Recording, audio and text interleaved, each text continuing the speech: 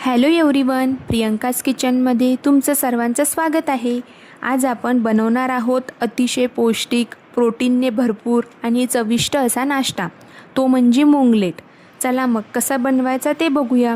सर्वप्रथम 2 वाटी मुगाची डाळ स्वच्छ धुवून 3 ते 4 तास भिजत घाला।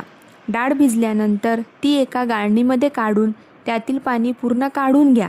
नंतर भिजवलेली मुगाची डाळ, आलं आणि लसूण हे सर्व मिक्सरच्या भांड्यात टाकून बारीक वाटून घ्या। त्यानंतर हे मिश्रण एका बाउलमध्ये काढून त्यामध्ये बारीक चिरलेला कांदा, शिमला मिरची, गाजर, 2 ते 3 बारीक कापलेल्या हिरव्या मिरच्या, थोडी कांद्याची पात, टोमॅटो व कोथिंबीर आणि मसाल्यांमध्ये थोडी हळद, चवीनुसार तिखट व मीठ हे सर्व घालून ते नीट मिक्स करा।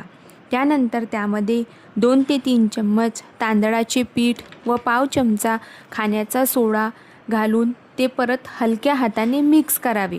आता पॅनमध्ये थोडे बटर किंवा तेल गरम करून तयार बॅटर जाडसर पसरवा व त्यावर झाकण ठेवावे। ते दोन्ही बाजूंनी सोनेरी आणि कुरकुरीत होईपर्यंत भाजून घ्या। गरम गरम मुंगलेट तयार आहे। जर तुम्हाला रोजच्या नाश्त्याला काहीतरी वेगळं आणि हेल्दी खायचं असेल तर ही रेसिपी नक्की ट्राय करा आणि आपल्या चॅनलला लाईक व सबस्क्राईब करायला विसरू नका। धन्यवाद।